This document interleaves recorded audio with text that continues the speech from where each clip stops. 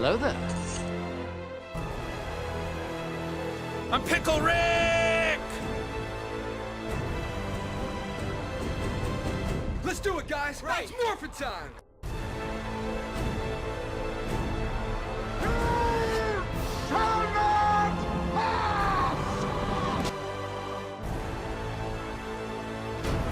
Avengers! Assemble.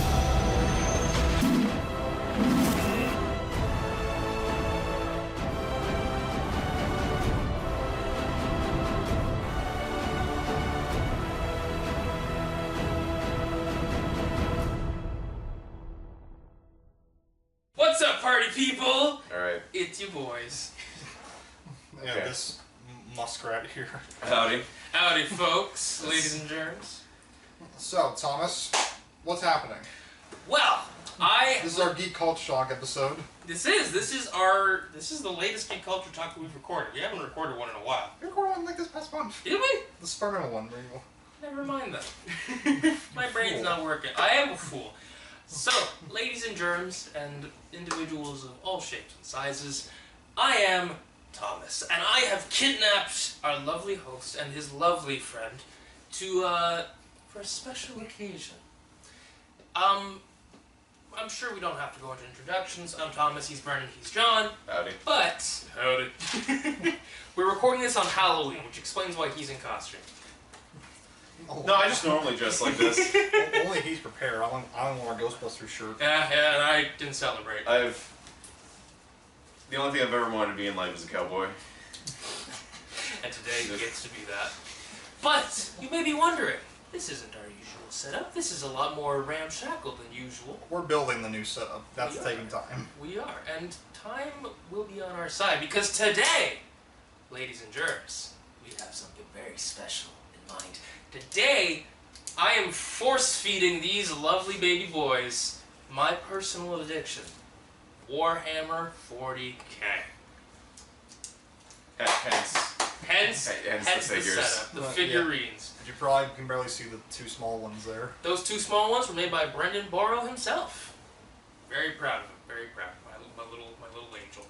So, just for context, the format of this video will simply be me explaining the individual factions of Warhammer 40K. For those of you who don't know, for example, you two might not, 40K is a, tabletop war game created by Games Workshop, a British company. British. I'm sending this specific clip to Bobby now. Yeah, you better. He has a friend in London. Yeah, alright. a British company who used to actually make D&D miniatures. It's a long story. We could make an entire video on the history of Game Workshop as itself, but Warhammer 40K is a tabletop war game where you and a second player build your armies in the far-off future of the 41st millennium, and you go to war between traitors, heretics, and aliens. And today, I will simply be explaining the individual factions you can play as. There'll be a little bit of timeline stuff, but it won't be overwhelming. We're only dipping our toes into the waters. This is part one of the 48-part series. Yes, of it Warhammer is. Lore. I'll be taking notes. Yes, you will, and there will be a test, ladies and And germs. the Dark Souls are already like 48 parts. Yeah, and before we begin, should we go over, Brendan, do you know, anything about Warhammer? Orcs are weird. Yeah, that's pretty much all I know. I know that orcs, a lot about orcs, it takes place in space, and blood for the blood god. Blood for the blood god! I know these space marines, they're locked. They live and breathe in their suits, basically, or something like that. Yeah. Yes. Yeah. So, and I'm glad you guys mentioned that, because orcs are actually a wonderful place to start. But it's not where we're going to start with the video, because I have a quote for you boys. Alrighty. Quote number one. Quote number 1 of 7. It is the 41st millennium. For more than 100 centuries, the Emperor of mankind has sat immobile on the golden throne of Earth. He is the master of mankind by the will of the gods, and master of 1,000,000 worlds by the might of his inexhaustible armies. He is a rotting carcass, writhing invisibly with power from the dark age of technology. He is the carrion lord of the vast Imperium of Man, for whom 1,000 souls are sacrificed every day, so that he may never truly die. Yet, even in his deathless state, the Emperor continues his eternal vigilance. Mighty battle fleets across the demon-infested miasma of the warp, the only route between distant stars, their way lit by the Astronomicon, the psychic... I'm realizing this quote is a lot. I was thinking, this is a monologue. This is not a quote. I'll skip near to the end. But for all their multitudes, there are barely enough to hold off the ever-present threat to humanity from aliens, heretics, and mutants, and far, far worse. To be a man in such times is to be one amongst untold billions. It is to live in the cruelest, most bloody regime imaginable. These are the tales of those times. Forget the power of technology and science, for so much has been forgotten, never to be relearned. Forget the promise of progress and understanding, for in the grim dark future there is only war. There is no peace among these stars, only an eternity of carnage and slaughter, and the laughter of thirsting gods. Thank you. I think we learned everything, right? Yeah, that's pretty much all of 40K. All right. So, What was this Emperor's name again? That's the question. We simply call him the Emperor, or as some of us call him Big E. Okay. He is he is simply known as the Emperor of Mankind. Okay. And that's a good place to start. You may be wondering, who is the Emperor? What is mankind like in the 41st millennium? Like the quote or monologue said. yeah. Yes. Also, by 41st millennium, that means this takes place 39,000 years Yes, from now? Okay, in all right, our future. Got it, So right. everything going on right now is canon. cool. Awesome. Awesome. Also, great COVID's canon. The Five Nights at Freddy's movie was canon. Yes! It was. But yeah, you may be wondering, what is mankind like? As you saw in the monologue, it's... We're assholes. We are. Absolutely. We are the worst in the galaxy. Save for a few. Humanity is currently under one conglomerate, the Imperium of Man, a totalitarian fascist dictatorship ruled by religious fear and just horrible, horrible murder war. Alright. The Emperor himself formed the Imperium many years ago. However, after an event known as the Horus Heresy, which we will dip our toes into later, he was immobilized, essentially murdered, locked in a piece of undeath, now sitting upon a essentially stasis device known as the Golden Throne, keeping him alive. The Imperium, ever since his death, has stagnated greatly. People have started worshipping the Emperor as a god. They have started to fear anything that isn't even remotely human. Mutation is an abomination. Baby furnaces exist in this universe. If you were born with a sixth toe, you're going into the baby furnace. Okay. Are they called baby furnaces? Yes. Alright, cool. No, There is a book that tells us about the baby furnace. It is amazing. So essentially, all you need to know is it is a sci-fi universe that really depicts humanity's intolerance, our religious zealotry, and our innate desire to fear the unknown. It is really cool, really grim, really gothic. The Imperium is less of a faction, but more of like an umbrella term. There are multiple factions under the Imperium. They all serve the same goals, but for our first faction of the Imperium, I would like to talk about the Imperial Guard. Okay. Now let me pull up that quote real quick. Otherwise known as the Astra Militarum, because we all have to talk fancy in the 41st millennium. So these are the Royal Guard? The Imperial The Guard. Imperial Guard. I'll be getting into that in a second. Okay. Why did it scroll all the way bottom? Blah! Jesus. My handwriting looks like chicken scratches so badly right now. It's okay, buddy. It's okay. You're doing a good job. I believe in you. So here's the quote. Alright. This is the training manual for the Astra Militarum, or Imperial Guard. This is a quote from the in-universe training manual. Statistically, you will almost certainly die when assaulting a well-maintained fortress. With a competent commander, you must strive to make your death useful for the Emperor. So, Okay. wow, that really lifts my spirits. So we're dealing with like cannon fodder here? Yes! Alright, cool. So, They just are like literally just gonna die. yes. So, as I mentioned, the Imperium is a warmongering dystopian future. Now, who fuels war, you may be wondering, but the average men and women of society. The Imperial Guard are comprised of just the average men and women conscripted from their many worlds across the galaxy to take up arms for their God Emperor. And they die in droves. Okay. It is said that the average lifespan of an Imperial Guardsman in an active battle zone is 15 hours on a good day. The Imperial Guard is ruthless, brutal, they will execute deserters on a whim, and it's just not a good time. Imagine World War II in space. It's essentially that. I was thinking World War I with the pilots, because their life expectancy was, I think, 2 weeks? Oh yeah! Yeah, in war. Nice! This is why they were given all the benefit. That's real grimdark right there. Jesus. Any questions, Brendan? Not yet so far. Alright. The Imperial Guards, again, they are the men and women who take up arms, fight for the God Emperor, to fight against aliens, mutants, and heretics. A heretic is anybody that just doesn't agree with the God Emperor. That's a story for our future in the video. But there are many regiments of the Imperial Guard. There are the Cadians, who have defended a warp rift, which is... we'll get into that as well. I'm getting ahead of myself. They have defended a rift into literal hell for the past 10,000 years. Their whole culture is war and preparing for war. There are the Kriegsmen, who are theorized to be just genetic clones added to the war effort and are masters of siege warfare. See, the Kriegsmen are another type of Imperial Guard? Yes, the Imperial Guard is separated into regiments. Each planet has something called a planetary defense force. Some planets produce a full-on regiment. These regiments are sent across the galaxy to different war zones that the Imperium is currently involved in.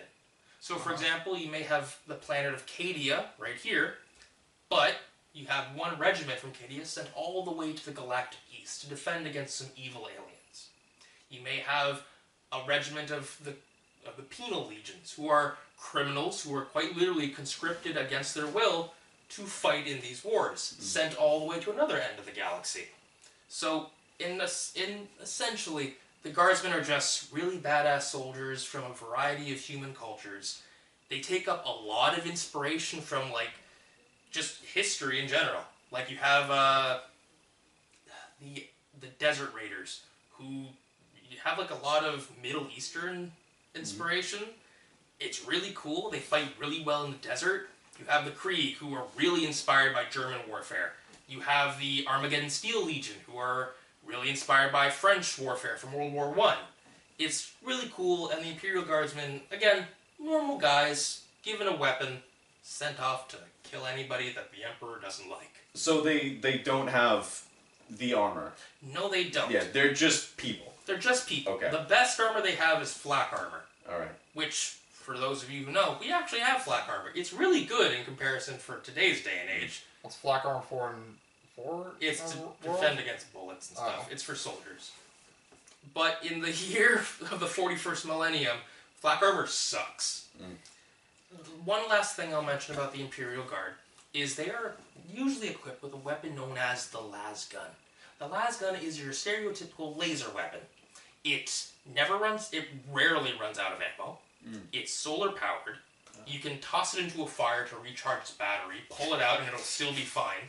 It can cauterize wounds, blast off limbs, and it is canonically one of the weakest weapons in the set. Oh, beautiful.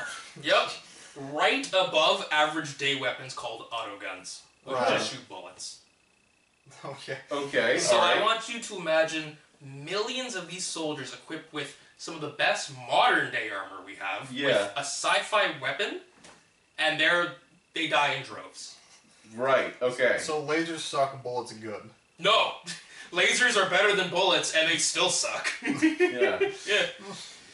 But that's the Imperial Guard. Do you guys have any questions? I'm more than happy to go into any deeper details if you want to know anything. There's a lot of fun facts we could go into, but if you... nothing on the top of your head, we can happily move on. I don't think right now. Yeah, let's go to the next faction. Okay, not a problem.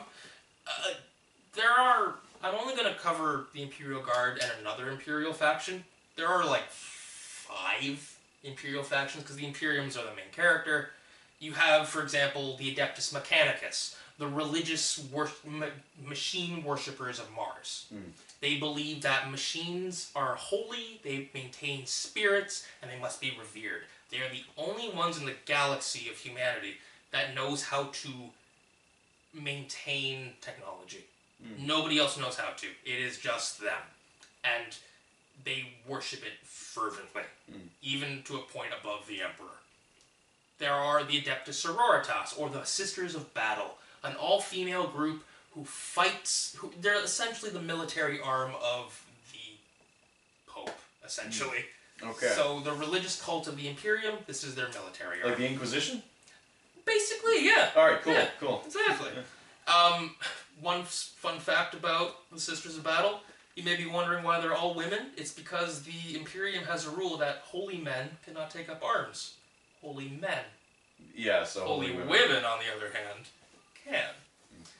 Oh, that's nice training pace. Yeah, it's nice. The Sisters of Battle are really cool. If viewers, if you're ever interested, if we go over something too fast, look them up. So you're saying in Warhammer we've solved sexism? We have, but we've replaced it with racism against everything a lot else. of other things from A what lot, I've read. yes. Oh boy. But yeah, that's the Astra Militarum, Imperial Guard, the Adeptus Mechanicus, the Tech Priests of Mars, and the Sisters of Battle. But now, we're going on the poster boys, the boys you see right here. These guys. The Adeptus Astartes, otherwise known as Marines. Space Marines. Okay. Alright. A quote from the Emperor of Mankind himself, or at least attributed to him.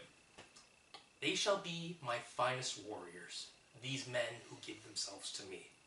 Like clay, I shall mold them, and in the furnace of war forge them. They will be of iron will and steely muscle. In great armor shall I clad them, and with the mightiest guns will they be armed. They will be untouched by plague or disease, no sickness will blight them. They will have tactics, strategies, and machines, so that no foe can best them in battle. They are my bulwark against the terror.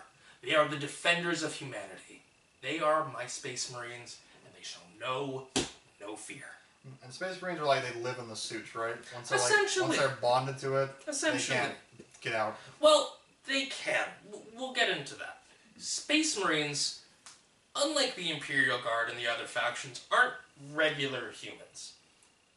If you're interested in like The Witcher at all, or other series like that, they are essentially teenage boys, taken from their home, and genetically modified and raised in this warrior monk-like culture. Right. From a young age, they are taken from their homes and outfitted with several gene implants. The Space Marines are essentially child soldiers, locked in their armor, cast in a uniform mold to defend the Imperium. They are, in fact, the Emperor's own creation. They were designed to retake the galaxy during a time of darkness, and ever since the Emperor's death, they have been left to essentially maintain the crumbling Imperium before them. So since the Emperor left? The Emperor is, like I mentioned, on the Golden Throne, in a deathless state. Oh, yeah. He is incapable of talking to people outside of a few occasions, and essentially the Imperium is run by the Ecclesiarchy, which is the Imperial cult that believes the Emperor is a god. Yes. And so the Space Marines are like, what is they're taken from their homes and what again? They're taken from their homes. They are implanted with different genes, different organs. For example, an organ that lets them spit acid, a second set of lungs, an organ that coagulates their blood the second it touches air. And how many of these extra organs are there that you can... I forget exactly. There is a number, Yeah? but let's say over 10. Okay, because my next question was going to be, what if you took all of them and put them into one person?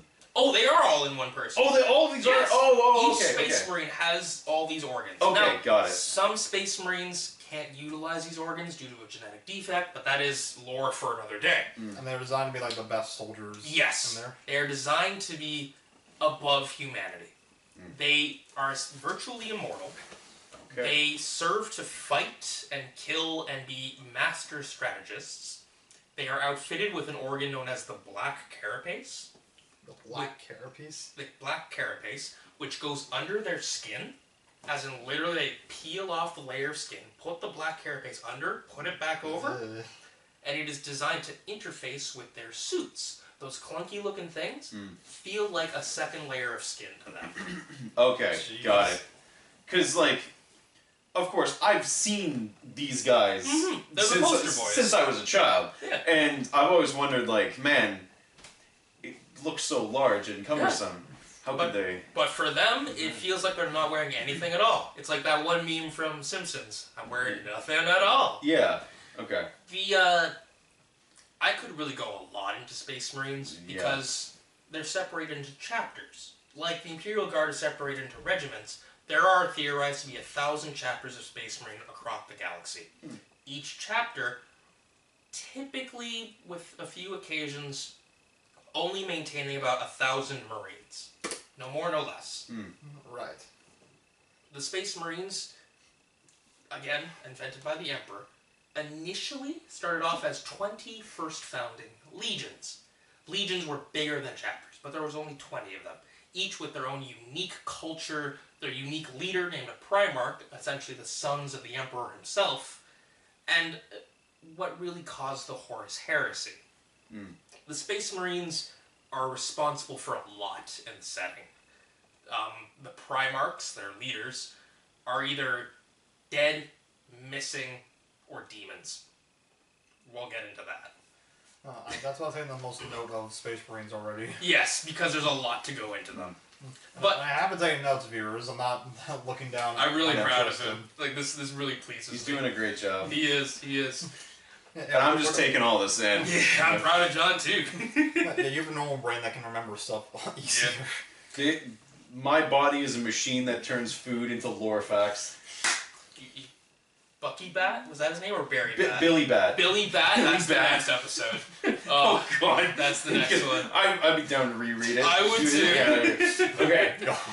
But yeah, that's essentially the Space Marines. Essentially just Captain America's mass-produced religious nutcases who worship the Emperor as either a god or just a really great man. They defend the Imperium. They are not their first line of defense, that's the Astra Militarum, but their best line of defense. They're given the best gear, the best weapons, the best strategies. I could go into hours about Space Marines. And more than likely what Henry Cavill will play. Yes, Henry Cavill will probably play a Space Marine. And is there anything that puts you in the running to become a Space Marine, or is it literally people come to other people's house and just take teenagers? It's essentially like the Jedi, basically. Yeah, it's essentially like the Jedi. Except they're much more assholes. Oh, absolutely. It's like the Jedi or the Witcher, where aspirants are typically put through, they're either plucked from their parents, or they're put through grueling testing or training techniques to kind of weed out the weak, to see who's worthy of becoming a Space Marine, of joining the chapters. So it's like you join the Jedi, except instead of having Yoda, you have just Ki-Adi-Mundi. Exactly. Exactly. Do you know who that is? No. Ki-Adi-Mundi's the giant asshole Jedi. Oh, okay, he good. murdered clone He's troopers. the one in the prequels that has the big cone head. Really? Yeah. Oh my God, I always wondered about it. I love Ki-Adi-Mundi though. The big dick. He is a big prick. Figuratively and literally. Okay. But yeah, anything you guys want to know about the Space Marines in particular? I could go into their weapons, individual Space How do they Marine- piss and shit? Please tell me there's lore. Please tell me there's lore. Please They- tell me there's lore. There's lore. There's lore. do in old... Should I go into the old lore? In the Old Testament, they shit. The Old Testament. So, early on, in the very old lore, there is a chapter of Space Marines known as the Imperial Fists. They still exist. In fact, they were one of the first founding legions. So they date back 10,000 years ago now. In the old lore, they used to drink a mysterious liquid, poop out amber nuggets, and then use it in some sort of ritual. So J.K. Rowling, eat your heart eat your out. heart out, mother. So canonically, they do piss and shit, Yeah. but I think Just- their bodies they absorb even more nutrients than humans. Okay. So they do it less. Okay. They have amazing powers. Like, they can enter a almost death-like state of hibernation for thousands of years if they're critically wounded. Their weapons are called bolters. They would shoot, like, bullets the size of soda cans that literally explode upon impact. So, yeah. Right. They wield chain swords, which are just chainsaw swords. Yeah. They can spit acid. They have an organ that lets them eat people's brains to get their memories. Don't ask me how that works. Okay. Okay. But yeah, the Space Marines have tons of culture, tons of lore, and they're the poster boys of the franchise for a reason. Yes, sir. Are they buried in their armor when they die? Sometimes. Sometimes.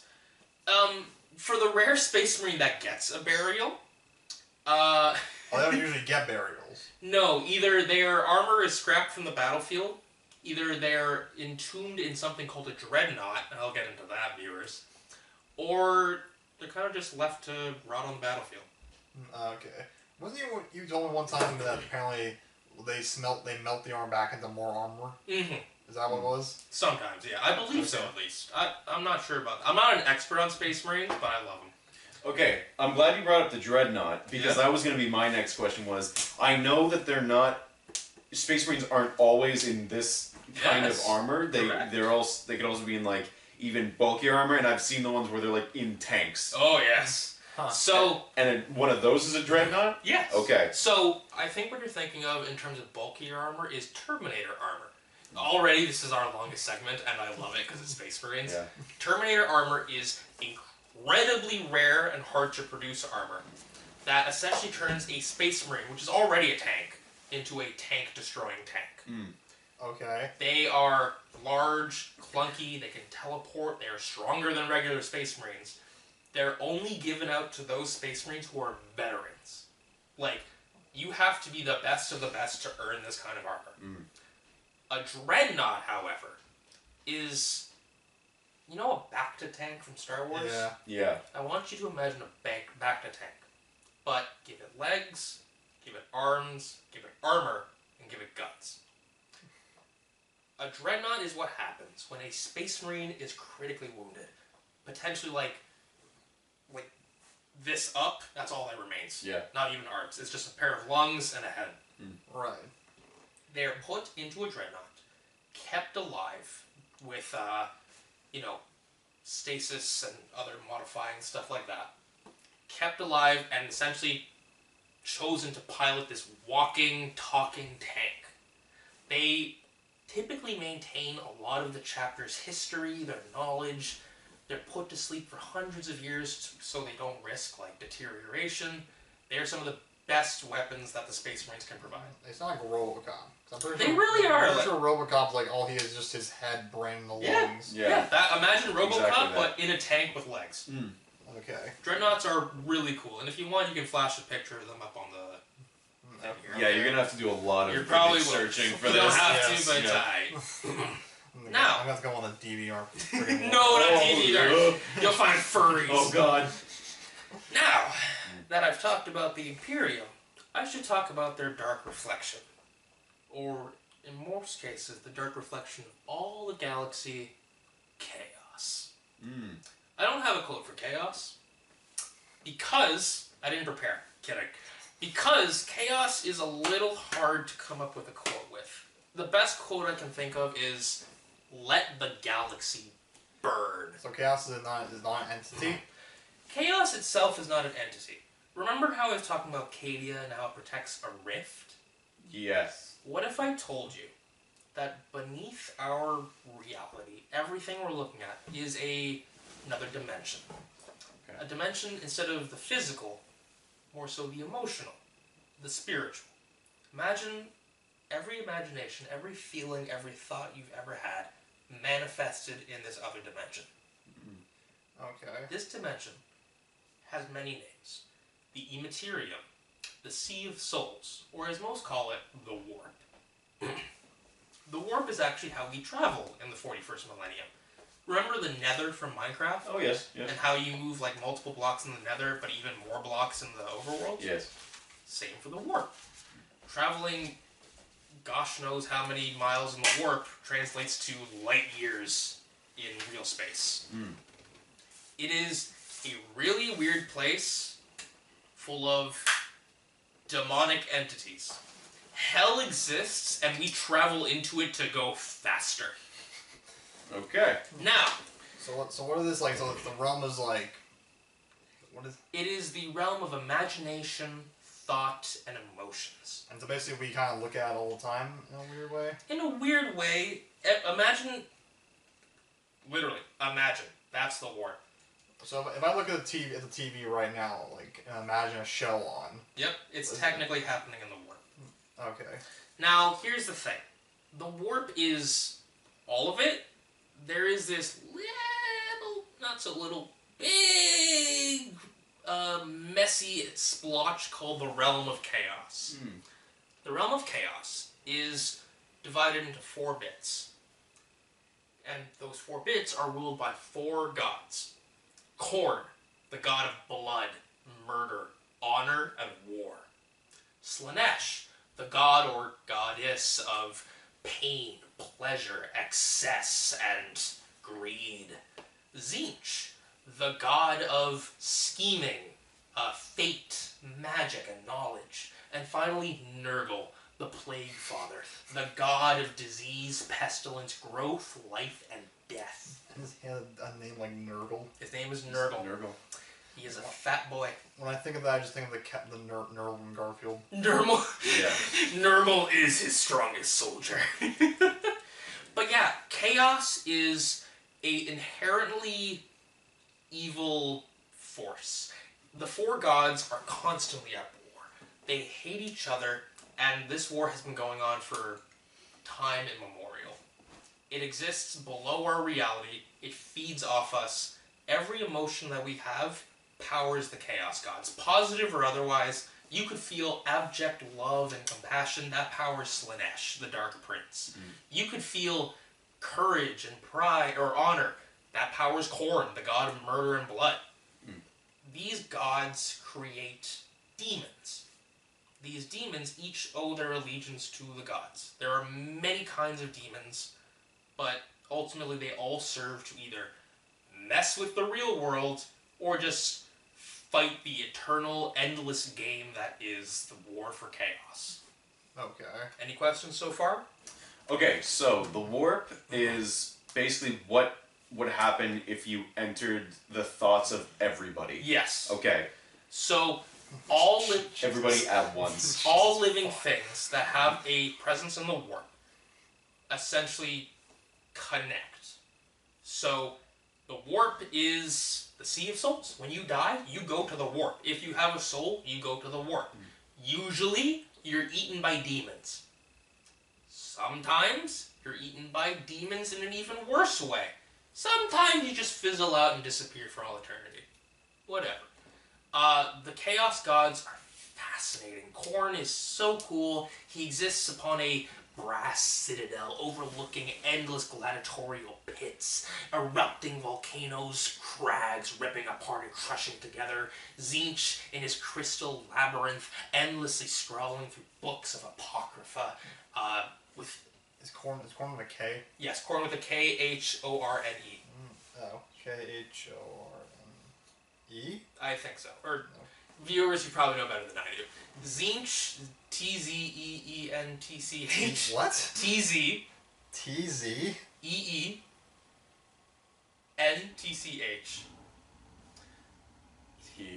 Tzeentch. Yep. Okay. He is constantly in his, endless labyrinth, his library of infinity, or his crystal labyrinth, whatever. His demons are constantly shifting, changing, because he's the god of change. Nothing can be stagnant with Tzeentch. It always has to be flowing. Right. Slaanesh exists in her pleasure palace, within the 6 circles of seduction. Okay. And so these gods do have a physical form? No. Okay. They exist strictly in the warp. Got it. However, they're demons, which essentially are... Imagine if I ripped off my finger and it turned into like 1,000 little me's. Okay. That's a demon. A demon is the little me. Yeah. Alright. When a Chaos God exerts his power, it creates demons. Those demons do have physical forms. Physical, they can manifest in reality, but they typically exist in the or the realm of chaos. There's probably like fan art outline of what they look like, that I imagine. Oh, there is, absolutely. In fact, there's like the community all has like a canon, like oh, this piece of artwork is how Slanesh looks like. Okay. Okay. But How do you spell Slanesh? SLA SLA A A. NSH. Or I think there's an E before the SH. My bad. And then you have Nurgle in his Garden of Pestilence, his plague mansion, endlessly stirring at his cauldron, brewing up new plagues to spread across the galaxy. He is a very happy guy, all things considered. He loves spreading what he calls his blessings. And his blessings are super cancer. So... And that's Nurgle with an N. Nurgle. Yeah, Nurgle. Nurgle. That's the first one that makes sense in the spelling. Yep. Come on, Zinch makes sense too. I would not have thought there was a T before the Z. You wouldn't have thought there was a T? Zinch. No, because I'm stupid. So what happens when people who are still alive go to the war? Well, multiple things can happen. Are they screwed? Yes, first of all, because if you're going into the warp, you've kind of made a mistake already. But it's been stated as if a demon coming to the real world is like a fish out of water. A human or biological being going into the warp is like a fish jumping into boiling sea. It physically hurts, but for those rare few who can traverse the realm of chaos, they will see an ever-shifting landscape. They will see trees growing upside down, weeping pus. They will see floating skulls just crying blood. They will see books flying around with tentacles crawling out of it. They'll see landscapes emerge, crumble into dust, and do it all over again. The realm of chaos is not meant for us. It is meant for beings so far above us that we are germs in their presence. You cannot comprehend how powerful the Chaos Gods are. They exist in a completely different state of matter than us. So what would happen if they would come to the real world then? If they could. If they could, we're all boned. Because if they did try to enter the real world, it would require a rift so large that the real world is essentially no longer a thing anymore. Okay. And we'll be getting into that because I'm not done with chaos. What if I told you that there's an entire faction of space marines who fell to chaos? Multiple factions, in fact. What if I told you the Horus Heresy, this thing I've been mentioning for the past gosh knows how many minutes now, occurred when the Emperor's favorite son, Horus Lupercal, leader of the the Lunar Wolves. We'll get into the other ones eventually. The Lunar Wolves, one of the first found sons of the Emperor, fell to chaos and started worshipping the dark gods. Okay. What if I told you that Horus convinced his other brothers to turn against the Emperor and fall into damnation? What if I told you that all of this is because the Emperor is a bad dad and just sucked? I can believe that. I can Yeah. believe that he's a bad dad. Yeah, yeah. He It just sounds like it. very well. Yeah, He just sits on his throne doing nothing. yeah. I don't care if he's dying, get off his ass. Get off your ass, man. Pay child support. The Horus Heresy was a massive civil war. Chaos essentially peered into the mind of Horus Lupercal, convinced him to betray his father, and Horus then convinced his other brothers to turn on the Emperor and the remaining brothers as well. Multiple Space Marines fell to chaos. The World Eaters fell to Khorne. The Night Lords fell to Chaos Undivided. The Emperor's children, once the most prized, legion of the Emperor, fell to Slanesh.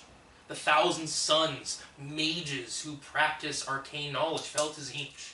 And the Death Guard, stalwart defenders who drudged through war like it was nothing, fell to the corrupting diseases of Nurgle. There are others, and ever since, more chapters of Space Marines have fallen, but those are the Chaos Space Marines. Again, they have just as much lore as regular Space Marines, if not more so because the Chaos Gods are cool. But yeah, all you have to know essentially is that Hell exists, it's ruled over by 4 Satans, we're all screwed, and don't think too hard about it. Any questions? Are there other gods? I'm glad you asked. Okay. So, canonically speaking, in the realm of chaos, there are other gods. Maybe not chaos gods, but there are minor warp entities. My favorite is Malice, a potentially canon, maybe not canon god of anarchy, destruction, and terror. Why is he maybe not canon? It's a very long story, legal issues. Okay. The Emperor is actually believed to have become a warp entity in his death because so many people are worshipping him.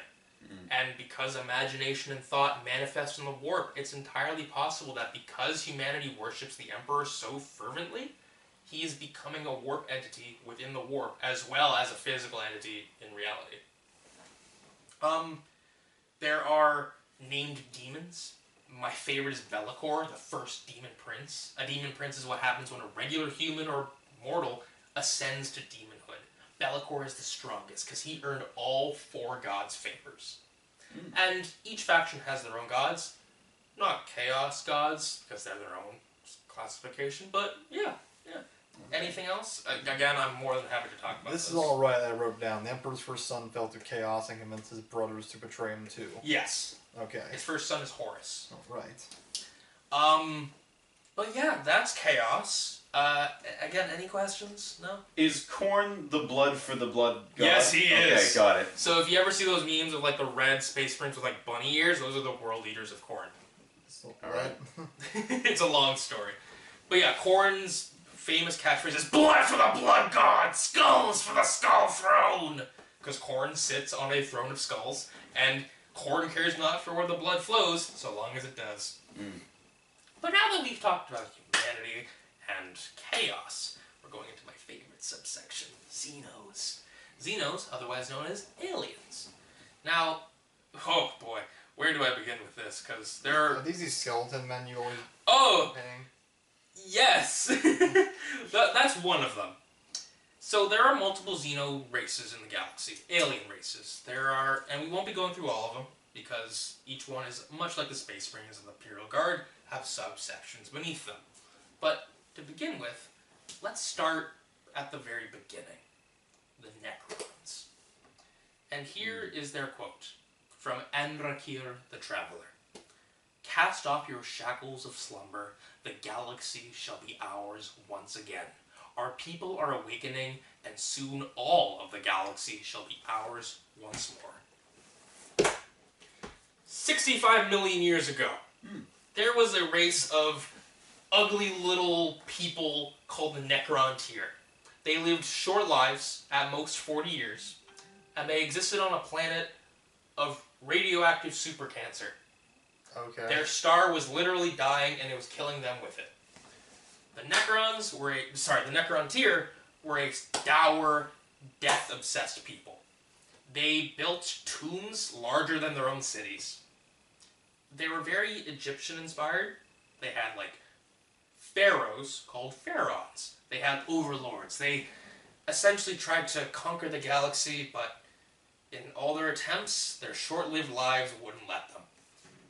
However, they met a race one day, known simply as the Old Ones. The Old Ones were immortal.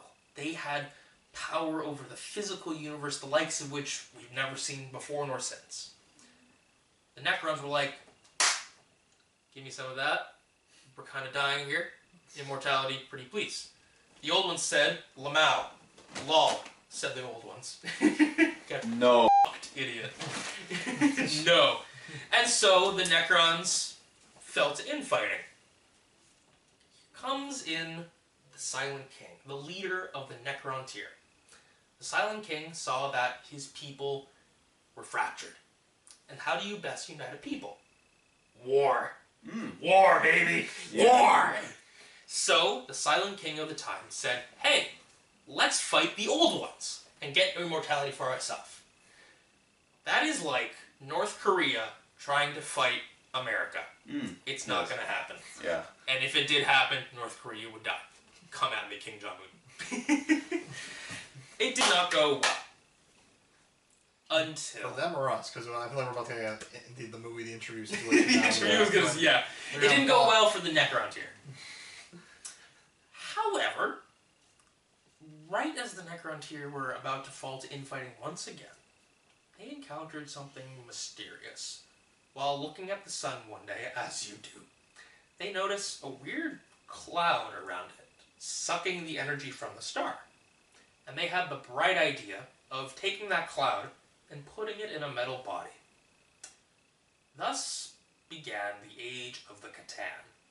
The Catan are sentient space clouds that feed off stars. We don't know how old they are. They could be from the very beginning of creation themselves, but as the Chaos Gods are to the warp, so are the Catan to the physical realm. Any questions so far? Sentient clouds. Sentient clouds. The Necrontyr said, hey, let's take these clouds and give them bodies. The clouds were very thankful. And now that they had physical form, they said, hey, you know those old ones? Those silly little frog people? We hate them too. We can give you immortality, and we'll help you kill them. The newest Silent King, because this took over like hundreds of years, and they only lived 40, said sure. And everybody was dragged kicking and screaming into the soul furnaces. The Necrontyr went from biological little men and women to undying skeletons, mind-controlled by their Catan overlords. The Catan said, haha lamau, suck it, go fight the old ones now. And thus began a war that was so apocalyptic, they literally called it the War in Heaven. Black holes were weaponized, stars were destroyed, planets were eaten. It was a bloodbath. Planets were eaten? Yes. Were the Necrons still sentient when they turned into the skeletons? Yes, but they were all mind-controlled. Okay. So imagine you're sentient, but like, your mom's gonna punish you if you don't do what I said. Yeah, and were they the ones creating the technology to fight in the war? Or... Yes! It was a combination. The Catan taught them a lot, but the Necrons also did stuff themselves. Okay. Now, not all the Necrons were sentient. And they were originally called the Necrontyr? Yes, so Necron, but with a T-Y-R. Wait, what? So Necron, T-Y-R. Oh. Yeah. Now, not all the Necrons were sentient. The overlords, the ruling class, and the soldiers, they were sentient. Bill at accounting. Suzanne, brewing your coffee. Little Timmy by the playground. Not so much. Locked in living metal bodies of necrodermis, which is a metal found on the Necron's home planet, which managed to regenerate much like the Terminators. Right. They were locked in their bodies, unable to speak, unable to think, unable to acknowledge anything going on. It was torture. And eventually, this war concluded. The exact details of who won, what happened, are a little sketchy. But the Necrons eventually rebelled against the Catan, shattered them into little shards, and used them as batteries. The Cloud people? The Cloud people. Because you can't kill a god, what else do? You shatter them. Break them into tiny little pieces, use them to charge your gun, unleash them during a battle, whatever. So long as the gods aren't dead, you're technically winning. Because if the Catan did die, well, viewers, all of reality goes with them. What if I told you that the Catan were quite literally the manifestations of the laws of physics themselves? Oh. Are you still following? Yeah, okay, I got it now. So, let's say if I killed a Catan entirely, gravity just disappears. Like the law of gravity is just gone.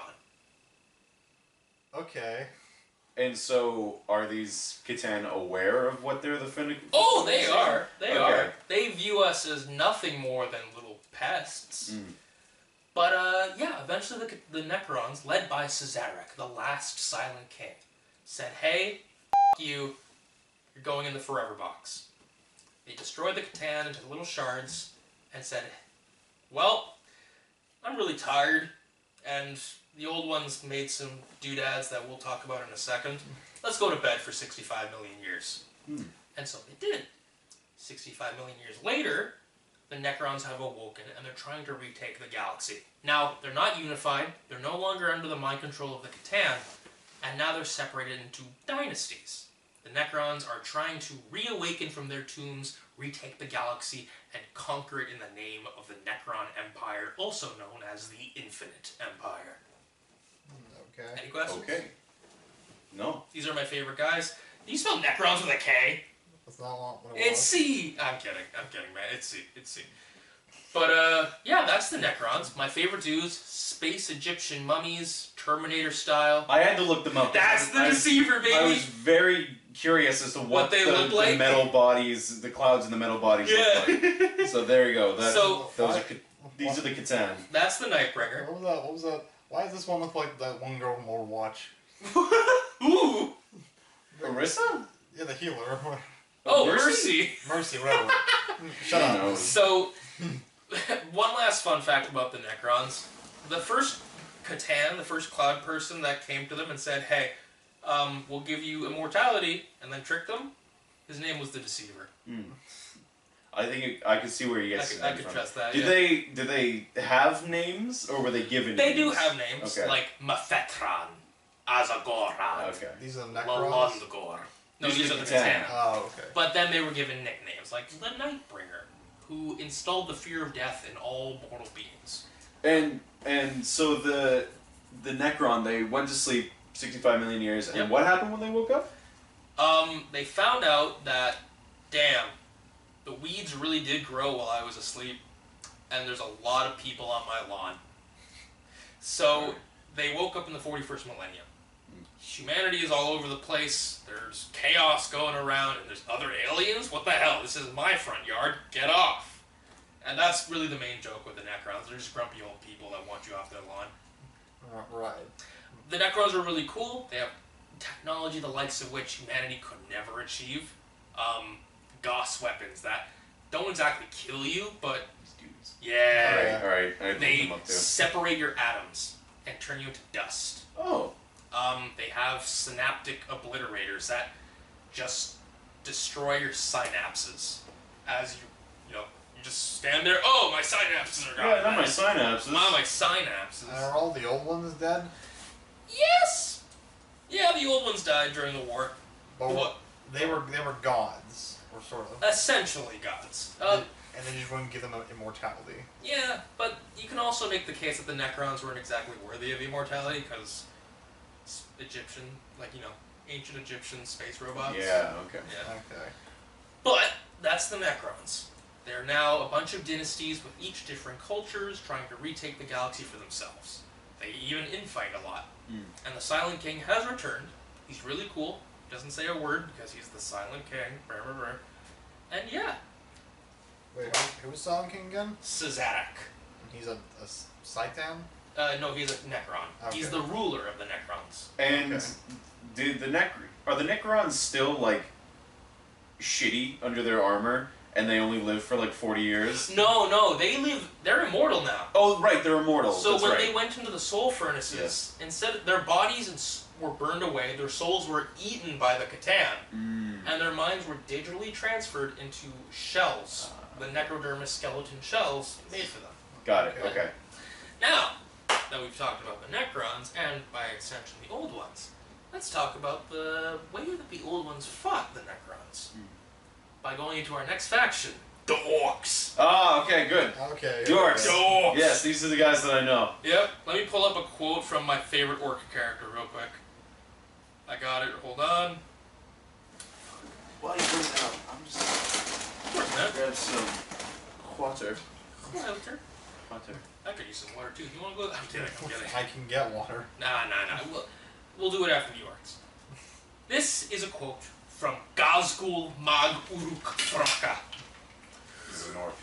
I'm Warlord Gazgul Maguruk Thraka, and I speak with the word of the gods. I'm the prophet of the war, and whole worlds burn under me blueprints.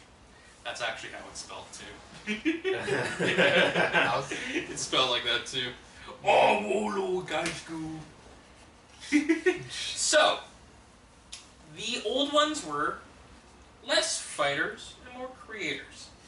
And how do you fight the Necrons, but with another alien race? You invent it. You invent the Krork. K-R-O-R-K. The Krork were essentially What was it? K. R and then orcs with a K. Oh, okay. Yeah. The Krork were invented by the old ones to fight the Necrons. They were like 12 feet tall, incredibly intelligent, but eventually, after the Necrons went to sleep, they began to devolve. The Krork devolved into the Orc, as we know them today. Funny soccer hooligans who are kind of stupid. The Orcs are living fungi. They actually Yes. reproduce via spores. When an Orc exerts itself, spores come off, land on the ground, and eventually grow more Orcs. Wait, they grow by spores? Yes. They're plants. They're plants. In fact, the reason they're green might be because photosynthesis. So can I smoke them? You can eat them. But I want to smoke them, clearly. I don't That's think my you question. can smoke mushrooms. Roll them up. Roll up a little orc. If I Yeah, if I burn their body, can I But roll into a smoke joke? that mushroom up as much as you could. Fun fact: Tripping the only balls. way to stop an orc from spreading spores is through fire. So yeah, Okay. the orcs are a warlike race. War is literally built into their DNA. They were designed to fight the Necrons, and ever since, war is required for an orc to live. Like, we need food, oxygen, and water. Orcs need war. They need to physically exert themselves to live. The orcs are stupid, and that's awesome. They have a combined psychic ability known as Dawa. Is this there? They think of anything and then it just gets created. Yep. So if enough orcs believe something, it'll come true.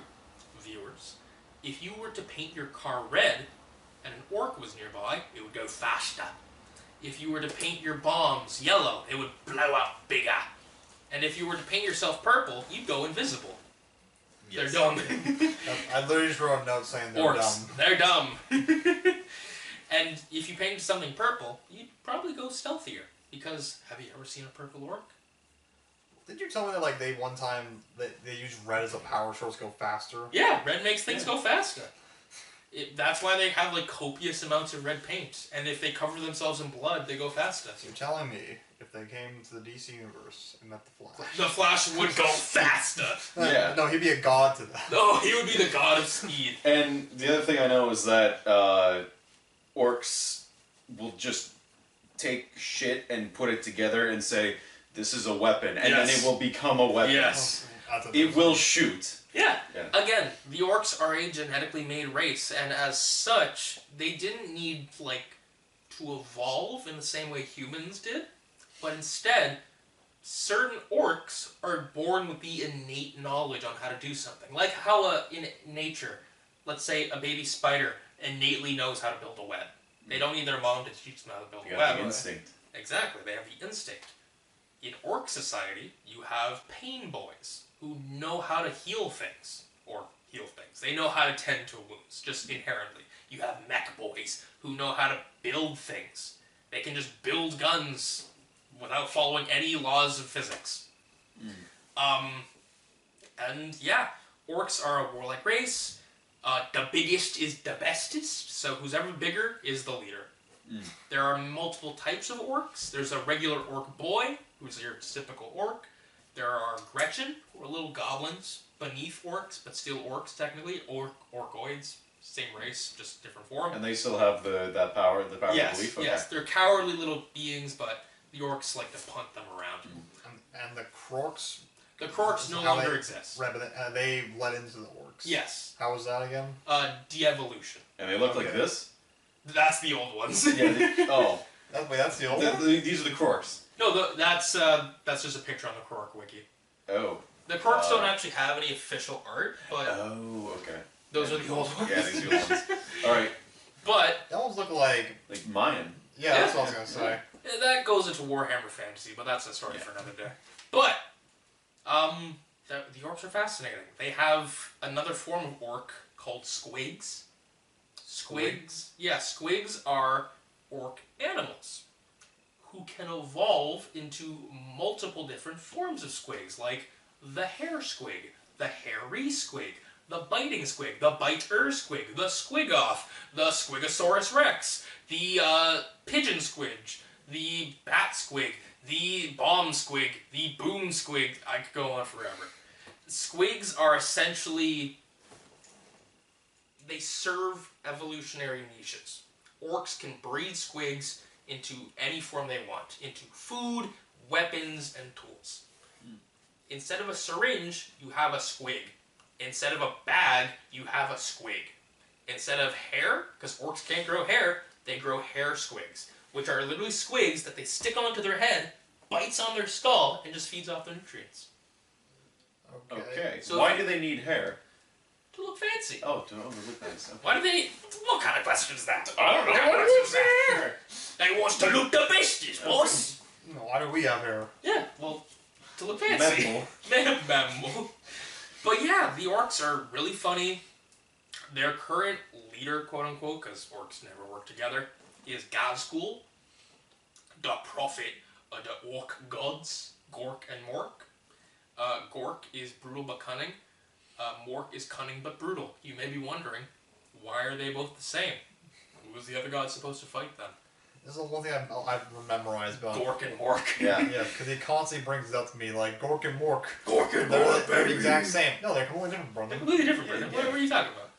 But Gazgul is the prophet of Gork and Mork. He goes around the galaxy causing massive wars to rile up the boys and conquer the galaxy.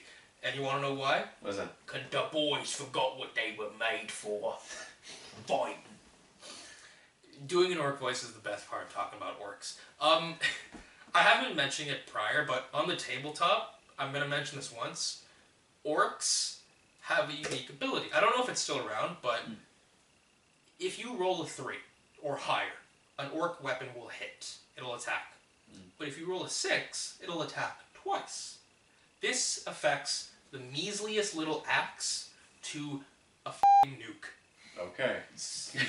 You dropped a nuke twice. Yeah, exactly. So if I roll a 6 on my shooter, it'll shoot twice. If I roll a 6 on my rocket, it'll shoot twice. Okay. But yeah, is there any other questions about the orcs? All right. Yeah. The one thing I will ask you to elaborate on, because this is one other thing I only know a little bit about. There was one orc that was self-aware about the belief system. Really? Was there? That's what I've been told. Is that there was one who was self-aware, and he was like it was like the most dangerous thing in the universe. Are you about to out-nerd him in the lore? I think he might. for a second? I think he might. No, that's literally it. That's I don't even know the guy's name. I don't think they're... And I think the other thing that beat him was, I think he's a human that was like especially good at killing. Okay, orcs. no. It wasn't an orc who knows how to use the wah. It was Commissar Yarrick, who was a commissar is essentially a general of the Imperial Guard, all the way back. Okay, yeah. Call him back. Commissar Yarrick fought on the planet of Armageddon. There was a planet called Armageddon. Oh, please. Yes, okay, yeah. And one day, he got into a fight with an orc. The orc cut off his arm. Commissar Yarrick said, "Hey, ow. Lamau cuts off your arm in return, grabs your power claw, sticks it on my little stub. I'm using your power claw now. Knock. All the orcs run away. By all accounts, this shouldn't have worked, because orc technology doesn't work whenever someone who isn't an orc uses it. However, for Commissar Yarrick, it did work. And ever since, Commissar Yarrick has become the orc boogeyman. It is said... And he's human? He's human. Okay. He may be dead, but he's too badass to die, in my opinion. He is the mortal enemy of Gazgul. They have a rivalry. Gazgul literally says all humans are weak except Yarrick. He knows how to fight. It is said the orcs believed that Commissar Yarrick could shoot lasers out of his eyes, so he had a laser eye implanted. It is theorized that the reason Commissar Yarrick keeps living is because the orcs believe he's immortal. This is all just conjecture, it might be fake, but he is quite literally the most respected human to the orcs. Next to the Emperor. How would you spell that? Yarrick? Yeah. Yarrick, I think.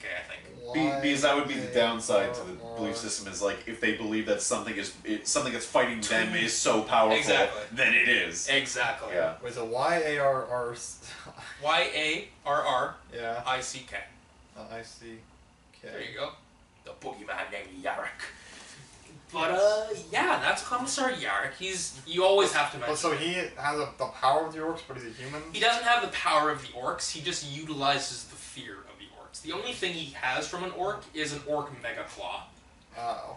So, when he cut off the orc who cut off his arm, when he cut off the arm of the orc that cut off his own arm, he took the power claw, which is just like a big mecha claw, and stuck it on his little arm stump. And now he has a big mecha claw. Right. So, if you want to look up a picture of Commissar Yarrick to show him, that'd be great. But, yeah, Commissar Yarrick's badass. The orcs are hilarious. How do you spell it again?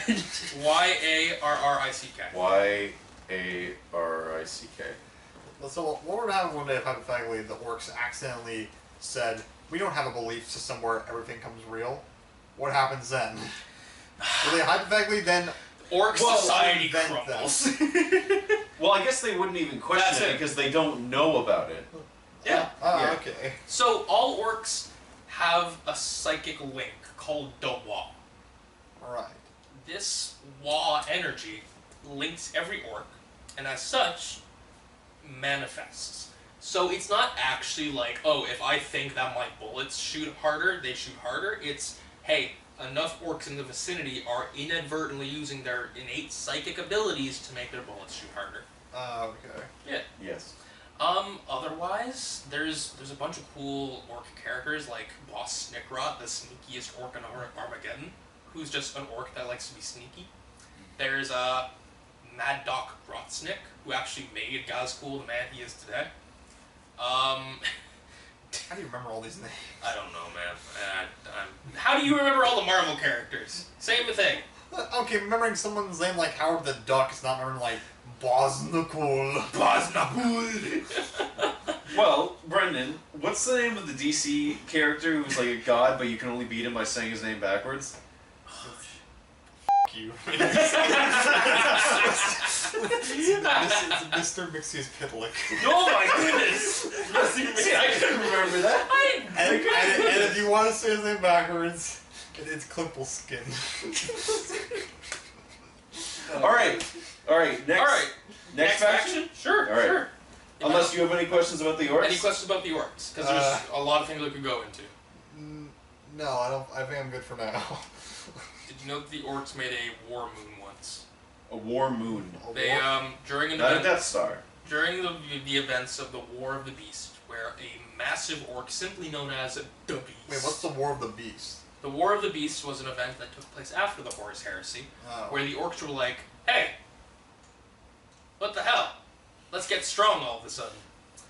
A massive orc war boss, known simply as the Beast, said, "Let's do some crumping, lads. Let's go kill some folks."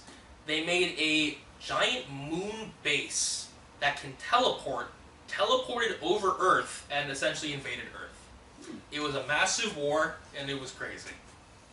Even a Primarch, one of the Emperor's sons, came back out of nowhere. And so, like, an orc simply just named Beast? The Beast. D-A Beast. Yeah. Okay. And so for humans, Earth is still like the base of operations. Yeah, That's Earth like is... You imagine the- Coruscant from Star Wars. Yeah, the home planet. Yeah, imagine Coruscant, but Vatican City. Alright. Or the Vatican, I mean. So is that the same case then how in Star Wars they call English basic? What do we call English in Warhammer then? High Gothic or Low Gothic? Okay. Like, what we're speaking now is Low Gothic. And do they speak that in the year 40K? Technically not. It's like Transformers. Like, if you're watching the Transformers on Cybertron, they're not actually speaking English. Yeah, it's okay. just translated to English. Got it. Yeah. Yeah. So what is the common language of 40K? Low Gothic. Low Gothic. Yeah, Okay. which is just translated to English. Got it. High Gothic is like Latin mixed with some French. And so the war. Oh, that's ironic. Sorry, I'm telling this war beast thing. So the start. I'm writing it down. So the beast he started the war by just saying, "Let's just fight more." Yeah. So it's theorized that when orcs fight too much, they generally get bigger. They get bigger, smarter, and stronger. Right before the Horus Heresy, Space Marines went wild. They were killing orcs by like trillions. Right. The orcs were like, ooh boy, a new threat to fight. Let's get bigger, lads. And then the beast came. The beast is theorized to be like the closest thing we've ever seen to a Korg. So with the belief system, I don't know if this has been elaborated on, but is it like a certain amount of orcs need to believe it, or is it like every orc needs to believe this thing in order for it to become real? Typically, every orc does believe in it already, like inherently. It's just built into okay, genetic got code. it, got it. But yeah, so for example, if we had an orc here, for example, and you were wearing a red shirt, you wouldn't run faster, even if the orc believes you'd run faster. If you had like 1,000 orcs here, you would be running faster. Next up is the Eldar, another race invented by the Old Ones to fight the Necrons. Unlike the orcs, who were strictly designed for fighting, the Eldar were designed to kind of pick up the slack everywhere else. I don't have a quote for the Eldar because the Eldar are fancy-pantsy pricks, but all you gotta know is the Eldar are essentially space elves. The Eldar are a very old race. Not as old as the Necrons, not as old as the Old Ones or the Catan, but older than humanity. After the War in Heaven, the Eldar ruled the galaxy. They had it perfect. The orcs were too dumb to fight. Humanity kind of stayed out of their way, and the Eldar prospered. They were quite literally space elves living their best life. Then they got a little bored. And what do you do when you're bored? Try to entertain yourself, right? Right. Find something to have fun. What if having fun started getting boring too? Do something even more fun, right? Sex. What if sex became boring? Jesus. You have murder sex. And so, Eldar society began to devolve. It no longer became a place of peace and prosperity. It became pleasure, debauchery, just experience. And some Eldar were like, hey, this is messed up, we're out of here. We're going to build massive ships called craft worlds, the size of planets, and get the hell out of Dodge. Others decided like, hey, not in my Christian town, we're going to live as farmers in the far galaxy. Other Eldar were like, haha, murder orgy. And so... Wait, they had an actual murder orgy? Probably. I was joking. Murder, sex, drugs, any sensation was just, they needed it. But remember how I mentioned Slaanesh? Yes. What if I told you this was how Slaanesh was born? Oh. That Slaanesh both always existed and never existed until this point.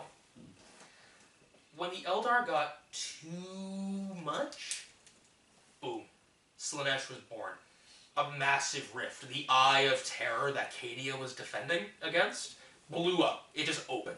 Slaanesh was born, and its birth scream sucked billions, trillions of Eldar souls into its mouth.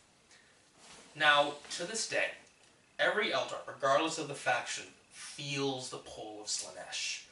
When they die, their soul goes straight to Slaanesh. There is no afterlife for the Eldar. There is no reincarnation for the Eldar. It goes straight to Slaanesh when they die. There are three factions of Eldar. The Craft World Eldar, who live very stern lives on the Craft Worlds. You know, try to abstain from those kind of pleasures too much.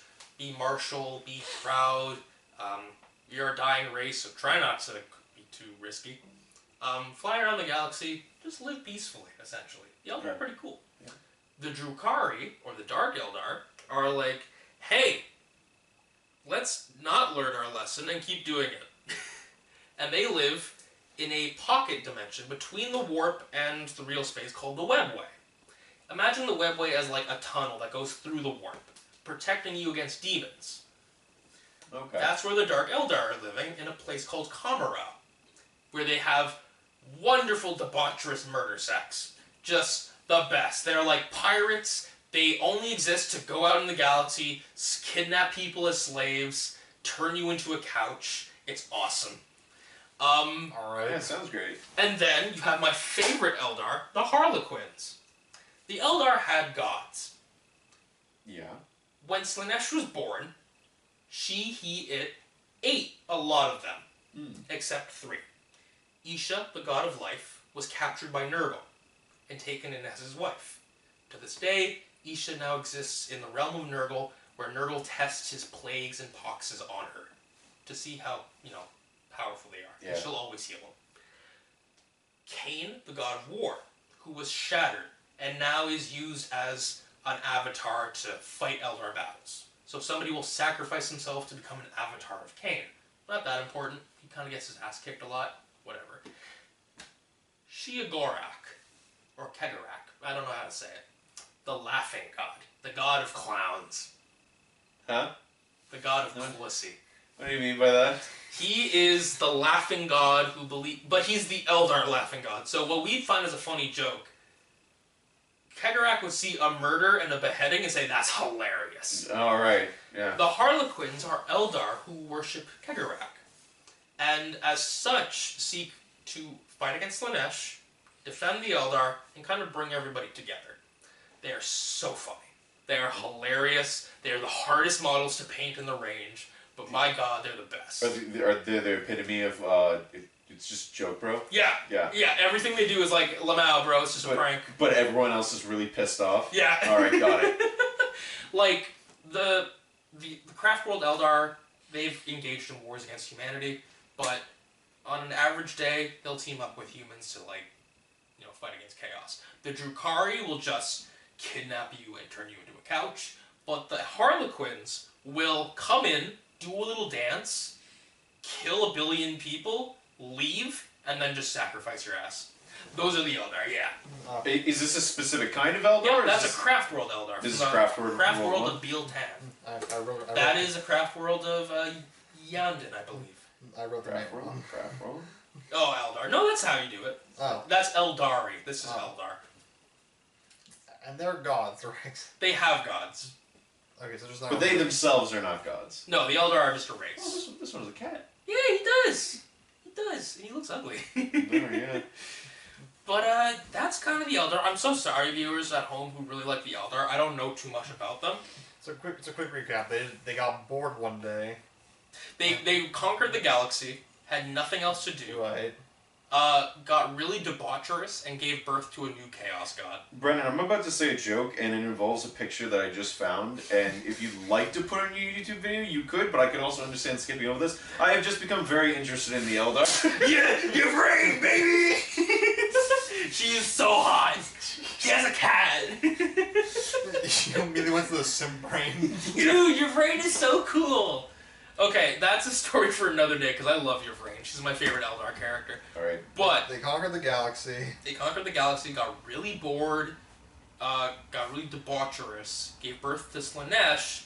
So, how long of a time period are we talking here? Because you said this happened after everything with the Necrons. Yes. Then they took over, but humans were around. Yes. Before all this shit In went fact, down. if you really want to know, humans were experiencing something called the Dark Age of technology. The name is very misleading. It was actually the best humans have ever lived. Robots sort of thing, they did all our work for us. Then the birth of Slanesh happened.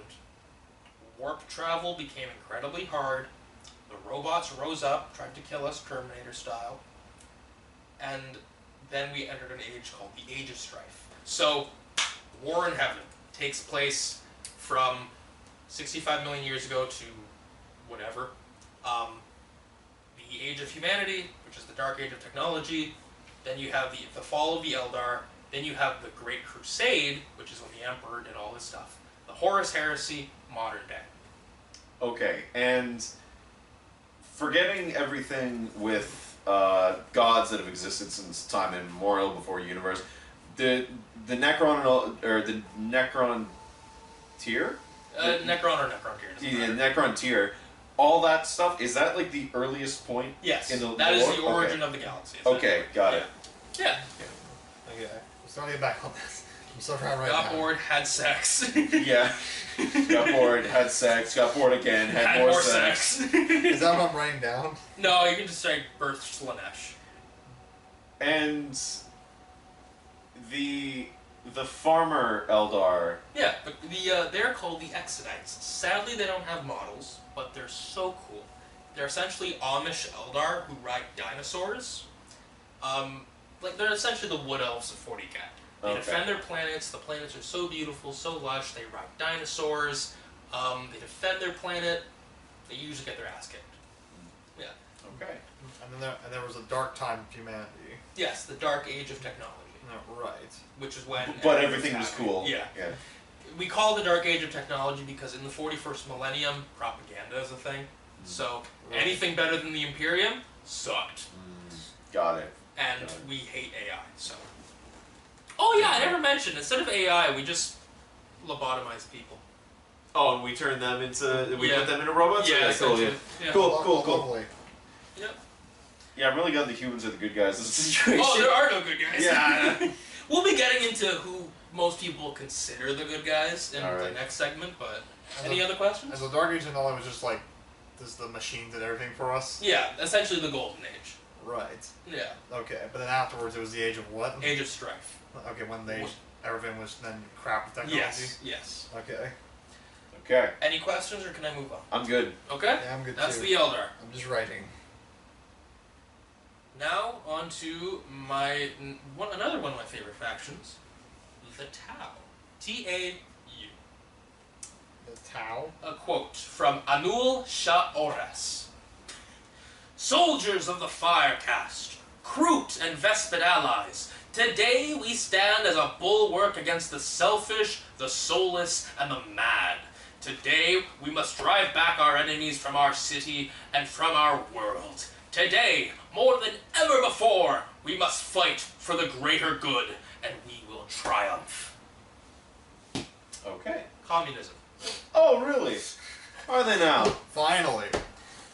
During the 30th millennium, after the Horus Heresy, and before the 40K, essentially, the Admech, the tech priests, found a planet with some blue alien people during the Stone Age, essentially. Like, in their equivalent of the Stone Age. The Admech were like, okay, they're not that much of a threat, we'll come and bomb them later. A warp rift consumed the planet, blocked all entrance. The planet was essentially stuck. 10,000 years later, those cavemen now have Gundam mechs and are a massive threat to the galaxy. Alright. Okay. Good lord. The Tau are a caste system. If you've ever played Mass Effect, or I have any not. other sci-fi series where the aliens team up, that's the Tau. The Tau exist in a caste system and invite other aliens to join their empire. They're the smallest faction technically, but they're really cool. During that whole, warp rift overtaking the planet, the Tau experienced a little bit of an anomaly. Yeah, those are the Tau. Little blue guys. Little blue guys. An anomaly. There were different tribes of Tau. The Fire Tribe, the Air Tribe, the Water Tribe, and the Earth Tribe. But all of a sudden, each of these tribes were visited by a new guy from none of the tribes. They called them the Ethereals. Tau, but for some reason, these Ethereals managed to unite the tribes. And these tribes became the castes. After thousands of years, these castes kind of evolved slightly different and now specialized in their own thing. The Fire Tribe became the Fire Caste, who were essentially the soldier caste. They would fight their wars. The Earth Caste became their engineers. The Water Caste became their diplomats, and the Air Caste became their pilots. The Ethereals became the government caste. And a lot of people will say the Tau are the good guys. They're not. But the Ethereals use a lot of propaganda to rule over the Tau, to maintain this caste system, to grow their empire, And one of the cool things about the Tau, which none of the other races will do, is the Tau will invite other aliens to join them. So, the Tau have auxiliary races. The Kroot, a bird-like race who can just eat stuff and evolve like rapidly. The Vespids, a bug-like race that serves the Tau happily. Another one the size of like Godzilla that just fights, mechs and stuff. But this is a race. This is a race. There's a lot of them. There's a lot of them. All They right. serve the Tau, and yeah, the Tau just the big threat about the Tau, and what really separates them from the rest is how fast their technology advances. In such a short amount of time, they invented mechs. They invented faster than light travel. They invented so much. And yet they are a tiny fraction of the galaxy. The Imperium is so much bigger, but the Tau are almost unstoppable. Again, there's a lot I could go into. The Ethereals are domineering. There is a bit of a Horus Heresy situation. Their equivalent of Horus is Commander Farsight.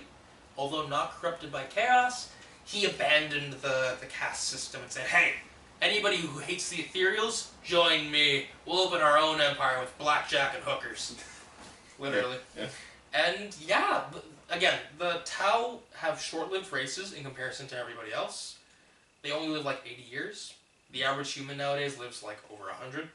So to make sure that their most effective guys live long enough, they freeze them in carbonite essentially, and then unthaw them when they're needed. Okay. Yeah, the Tau are really cool. Again, they just conglomerate other races. Their caste system's really neat. They got such cool mechs, dude. And yeah, I'm sorry if this is like the shortest one so far. Do you guys have any questions about the Tau? So, people consider them the good guys because they're very welcoming. Yes. To the other races. Yes. What's like? The downside? What's the bad thing? Communism. Okay. I'm kidding. Incredibly strict caste system. Tau are supremacists. So, not in the same way as humans, but like, you'll never see a human who joins the Tau, like, in a high position of government. Oh, okay. Like, so, you'll never see a human ruling a Tau world. So all these races, or all these other alien races Are that below join, them, yeah. Yeah. Okay.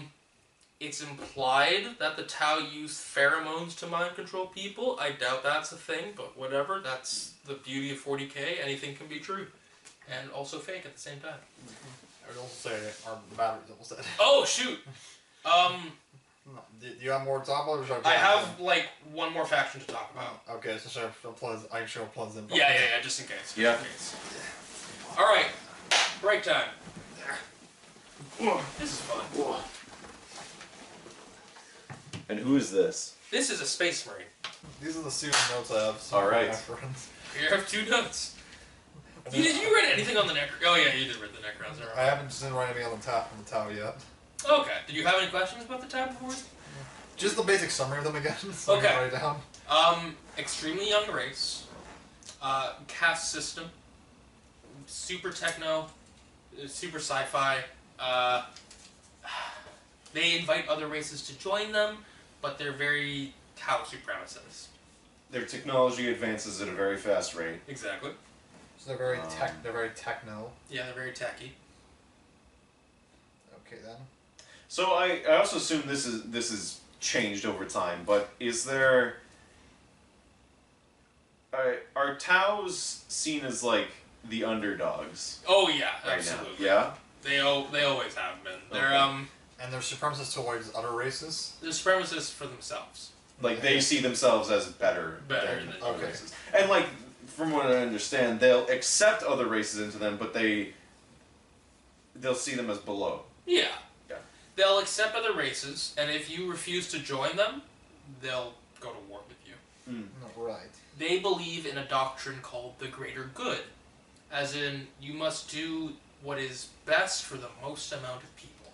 Okay. It is their doctrine. It is essentially their quote-unquote religion. The greater good. Oh, shut up! Yo, shut up! Do they live only 40 or 80? Around 80 years. Okay. Like modern day lifespan. Right. but ethereals are virtually immortal, it seems. Okay. Yeah, otherwise... yeah, that seems to be it for the Tau. Any other questions? They invite humans to join them. A lot of humans join them because the Imperium sucks. Okay. If you had to be transported to the world of 40K, you'd probably want to join the Tau because they have Wi-Fi. Yeah, they seem pretty chill. Yeah, they seem pretty... It's like living in communist China, but they have Wi-Fi. Okay. Right. We do also about have 57 minutes left on the camera's memory card. Not a problem. Next up, the Tyranids. I don't have a quote for the Tyranids. The Tyranids? The Tyranids. Like tyranny nids. I think I have been informed about the Tyranids. Spell tyrant, and instead of a T, just put an IDS. T-Y-R... Yeah. A-N-I-D-S. Oh, shoot. Yes. Tyranids. Tyranids. The Buggy Boys. Yes, So okay, I know no- who these are then. No T at the end? No T, just a D. Just a D? Tyran-I-D-S. Okay. Yeah. Ignore that. I don't have a quote for the Tyranids, because the Tyranids don't speak.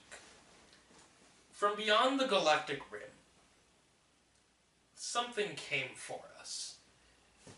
Crawling, clicking, hissing, just causing a bunch of noise. A swarm of alien insects, the size of, ranging from a small house cat to a bus, came for us. They're alien insects? Alien insects. They are a hive mind race. The Tyranids are the great devourer. They seek to consume and assimilate all life into themselves. They serve one purpose, and it is to evolve into the perfect being and then move on to the next race. Right. The Tyranids are... Consume and assimilate everything. Yes. They want to... They're your typical alien race, or sorry, alien bug race. They devour planets. Like, they will... Like, to the marrow. Down to, like, the ore in the earth, they will devour it. A planet left from a Tyranid swarm is incapable of life. There is no oxygen left, because there's no trees producing it. There's no biomass left on the entire planet, because the Tyranids ate it all. They are an incredibly quick, evolving race that can adapt to almost any situation. They are the Quintillions, and they seek nothing but to devour the entire galaxy. So, Brennan, because I do know a little bit about these guys, the thing that I've been told is that if a planet is suspected of having, like, any amount of, no matter how small it is, if a Tyranid gets on a planet, the best solution to deal with it is just nuke the planet, get rid of it. It no longer exists, and hope that, like, you didn't kill as many people as, like, would be bad. Would have been killed. So, what John is referring to is something known as the Gene Stealers. Right. There is a strain of there are many strains of Tyranids, from a humble gaunt, termagant, which are like raptor-like bugs that will just swarm an enemy encampment and cut them into pieces, Right. to a Swarm Lord, which is like a named Tyranid character that can regenerate itself from death and leads entire legions of bugs like a Master General would. Right. What John is referring to is a strain known as the Gene Stealer, a four-armed variant of Tyranid that is specifically designed to worm its way into an enemy world, infect as many people as possible. That's the... Which one is that? The I think I've Psychophage. seen that before. You may have shown me it. He's super cool. The Gene Stealer will specifically infect as many people as they can with something called the Gene Stealer's Kiss. This kiss infects them and causes the next time that this person gives birth to birth a hideous abomination. Right. This hideous abomination, however, appears perfectly normal to this mind-controlled parent and will then reproduce a less horrifying abomination. This less horrifying abomination will produce a near-perfect copy of a human or a host species. Right. From there, they keep reproducing until eventually almost the entire population is affected by the gene stealer. Okay. But they just look like what normal race they should be. Yeah. Okay. Typically, humans are the ones they affect most because humans are everywhere. Orcs. I was gonna ask, how do they interact with orcs? That's the thing. Orcs actually find gene stealer cults incredibly easy to find because orc gene stealers aren't violent enough. Orc gene stealers are like too calm. So orcs would be like, "You ain't an orc!" Bam!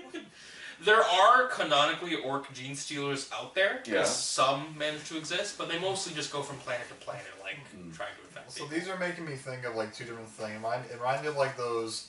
Well, remember those one alien race from Invincible on Mars? Yes, the one that latch onto your face. Yeah, they made me think of that, but they also kind of made me think of, I forget their name, but they were from Star Wars. They're that one, they're from Legends. Oh yeah, it was like the worms, right? Like, no? No, okay, that too, but I was thinking about the other alien race Oh, the from Star Wars. No. The ones that, they're from Legends that exist Outside the galaxy. Yeah, and the Force can't touch them at all. Yes. It's So, the thing, very, very John Carpenter. very John Yeah. Carpenter, absolutely. But yeah, that's just the gene stealer. That's one strain of Tyranid. Yeah. Then this is just the vanguard. Like, this is what happens before the Tyranid swarm shows up. The gene stealer cult will infect, spread as much as it can, rise up, destabilize the government, then the greater swarm will come. Because so long as there's one Tyranid life form on a planet, it acts as a beacon. The rest of the swarm can see it so far off in the distance and says, "Hey, let's go there." Then the swarm comes, devours everybody, including the gene stealer cults. But right before they're thrown into the gene pools where they're, digested, that mind control is snapped, and they fully realize what they've done right before they're eaten. Jesus. So people will say like, "Oh, Tyranids are good guys because they're just animals." That's not what an animal does. That's just evil. Yeah, that's premeditated. Yeah. So that's just the gene stealers. The greater Tyranid threat as a whole, so crazy. Tyranids are separated into hive tendrils. So Right. if you were to look up a map of the galaxy and see where the Tyranids are coming from, you'll mostly see them to the galactic east, separating into like different tendrils. Yes. Some come from under the galaxy, and most recently in the story, some are coming from the southern side of the galaxy, western side of the galaxy. It's crazy. The western side of the galaxy. Yes. Yeah. But each hive tendril is ruled by a Norn queen. Fitting that we're eating What during do the Tyranid We episode, just come back to it. during the Tyranid segment, The because that's all Tyranid. the Tyranids do. They eat. The Tyranids, each swarm, is ruled by a Norn queen. The Norn queens are the ones who produce the Tyranids. They're the ones who take all the genetic data, produce new forms of Tyranids, and adapt the swarm to whatever threat they're facing. What else? The Norn queens are incredibly intelligent. Entirely possible that they can speak to humans, they just don't want to. They also have a special ability, all Tyranids do, called the Shadow in the Warp. The Shadow in the Warp is what happens when so many Tyranids are in one place that their psychic signatures essentially cause too much noise within the warp that it prevents people from calling out for help. Okay. So if a planet is under attack, all communications is cut off because there's too many Did you Tyranids. say the warp again? Yeah, the warp. So the Tyranids exist in the warp also? The Tyranids, all living things have a presence in the warp, even the Tau. But the Tyranids use this presence to cause so much psychic backlash that planets are essentially cut off from calling for aid. And psychers, who are humans with psychic abilities, literally claw their eyes out in pain. Okay. The Tyranids themselves, however, are ruled by something called the hive mind. We don't know what the hive mind is. It might be a giant organism. It might just be the combined intelligence of the Norn Queens. It might be a god. Only one person has ever looked into the hive mind and lived. His name was... I forget. Batman? He would. He was an ultramarine librarian. essentially a librarian of the Ultramarine Space Marine chapter. Librarians are So, psychics. the guy I'm painting. No, you're painting a Tech Marine. Oh. A librarian is able to use psychic abilities, and this one peered into the hive mind. And what he saw for a split second was horrifying. Because the hive mind itself acknowledged his presence, and it hated him. It despised him. It wasn't just like a ravenous hunger, it was pure hatred for all life that wasn't it. It's something that would make Am from I Have No Mouth and I'm a Screen, something that would make him blush. I firmly agree, and I love that you brought that up. That's a wonderful reference. Brendan, you don't know what that is. No. You need to read more books. I read comic books. That's not good. Well, there is a comic. Never mind. But yeah, that's pretty much the Tyranids. Is there any major questions about them? Like, did you know that Tyranid weapons are all biological down to their bullets? They shoot living bullets that burrow into people's flesh and eat them from the inside. Do they have a predator? Tyranids? Yeah. Tyranids are the predator. I'm kidding. There is a theory the Tyranids are running from something. Okay. We don't know what, but it's a theory. A game theory. Uh-huh. The Tyranids have so much mystery behind them for why they're here, where they come from, down to what they want. It's possible that they've eaten every other galaxy in the universe and they're coming to ours. We might be the last things left. Or there might be nothing else after this. That's really interesting, actually. Okay. I really like that. Their ships are also giant Tyranids, so that can just like hold their breath in space. They travel by slingshotting themselves around planets and, yeah, creating wormholes. It's pretty cool. That's cool. And, yeah. Oh, one last thing about the Tyranids, and then we'll call it an episode. There's a new model for the Tyranids called the Norn Emissary. It is huge. It is a massive, highly intelligent Tyranid designed to fill a single purpose at a time. This can be from assassinations to leading armies to all sorts of stuff. There's one story in like a recent book where a Norn emissary is specifically tasked with killing the leader of the entire Imperial Guard, Lord Solar Leontes. This Norn emissary, which is the size of this house, manages to sneak into the Lord Solar's base, manages to navigate its corridors completely undetected, kills several custodians who are stronger than Space Marines, and just barely fails to kill the Lord Solar. But what's horrifying about that story is it means the hive mind saw that this specific person is what's causing all the problems. Let's create something big enough to kill it. Specifically it. Alright. So, is your average Tyranid intelligent? No. Okay. Just like the big dogs are. Yeah. Okay. Your average Tyranid is just an animal led by other smarter Tyranids. At no point, other than maybe the Norn queens, are they like sentient. Think of it like a giant brain. You have a synapse creature, which is one synapse, and it essentially spreads the psychic connection to lesser Tyranids. If you were to kill this synapse creature, the lesser Tyranids would just go haywire and essentially become like rabid beasts with no like leadership. Right. Yeah. Okay. And if you were to kill the Norn Queen, you'd screw up everything. Yeah. And that's the Tyranid. That's essentially 40k, folks. Aside from like a few factions, I left out the Leagues of Votan because I don't like them. They're the space dwarfs. No, I'm serious. I did leave out a faction specifically to spite you. Yeah. Yeah. I implore you to look into it for yourself, and if you guys have any questions before this episode ends, what do you guys want to bring up? Okay. My only question, my only lasting question, but I have a feeling it would take up far too much time, is like, at what point does like the game start? All players interact with each other and like war begins. At any point. So, I mean, like, the first time. oh, what do you mean? Like what? Like, Canonically, the we've first been time? talking about lore. We've been talking about story. When does the plot begin?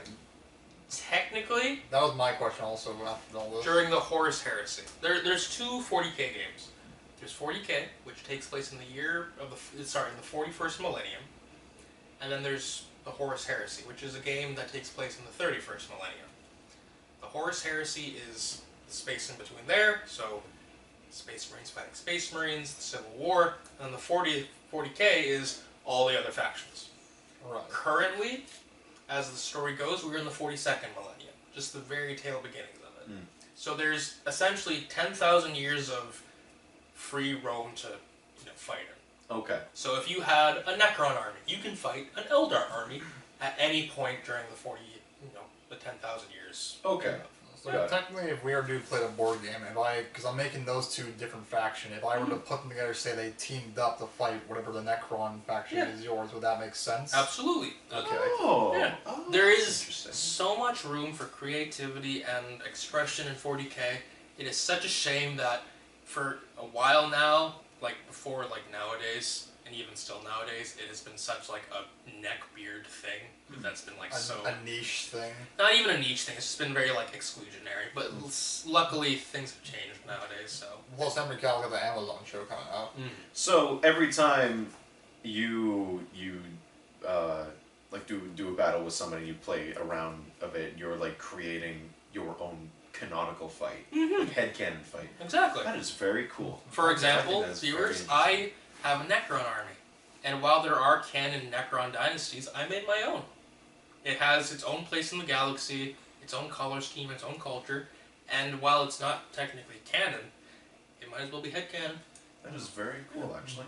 Yeah, one of mine, my blue and white one, which I'll put up there for up on the screen, is like they're called the Warrior Angels. Yeah! The other one, I don't think I've given a name to him yet. Yeah. But theirs are yet. It's really cool. Any last questions? Anything about the Imperium, the Eldar, Chaos? Brennan, you have any more questions? Now my only question was the same as you for the story. Yeah, like when does The the story story begin? Like what? So, If we're talking from the perspective of humans, since that's what we are, at what point are they like, oh shit, space elves exist and these weird like mechanical ghosts? And the space elves were kind of hot. Yeah, and hey, listen, So- do anything later? So it's kind of a dual question. Technically, humans learned about all this stuff during the dark age of technology, When they had literally nothing to do. when they had literally nothing to do. But in terms of like story, because for the longest time, 40K was more of a setting. The plot didn't progress until like fairly recently. Only recently had like the plot progressed, and is it still progressing? So is there like a primary plot? Like is there like a primary thing that's keeping the whole thing going? Though? Yeah, nowadays.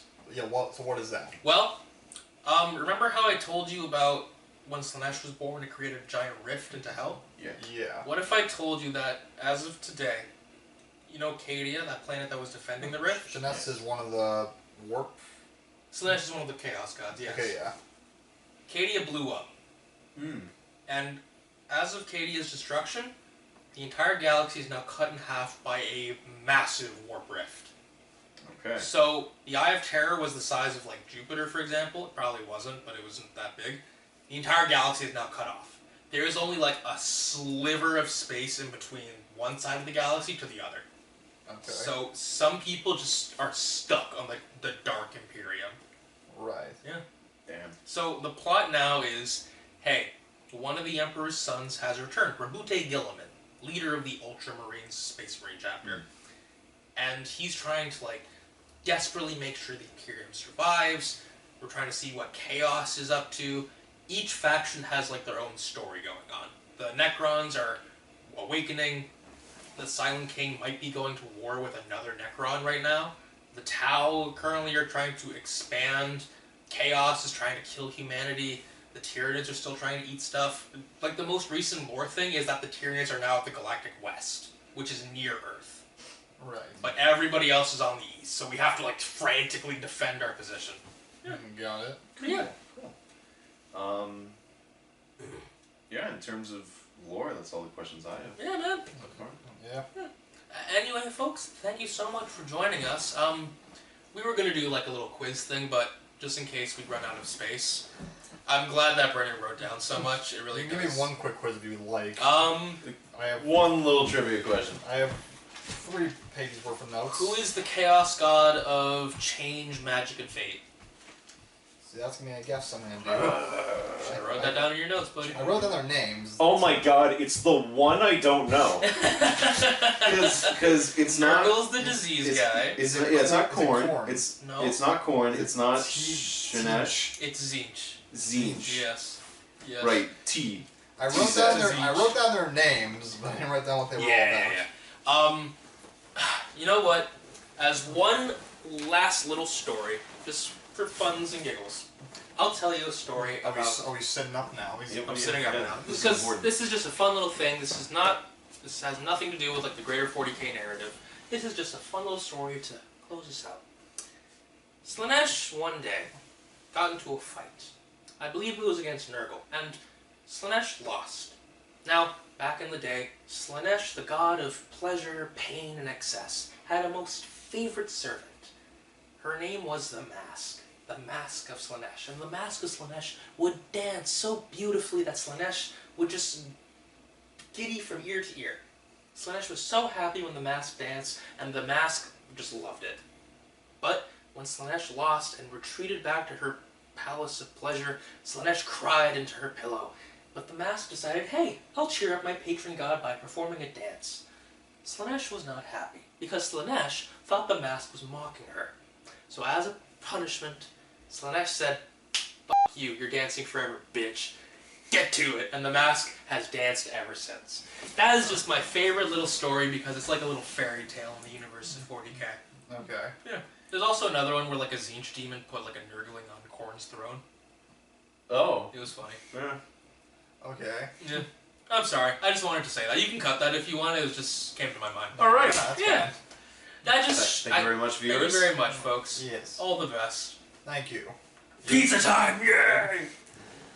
Alright. Pizza time. Pizza time. Well, that was very interesting. Yeah, man. Yeah, like I didn't want to say it, but all of my other questions are just like, how does the game work? How do you sure. play? Have you played the game? Do you have any questions about the gameplay? Like, okay. Is it still recording? Yes. We can cut it, man. Okay, I wasn't sure. Hey, it's Yuri Lowenthal here. You might know me from this Marvel Spider-Man games or other places as well.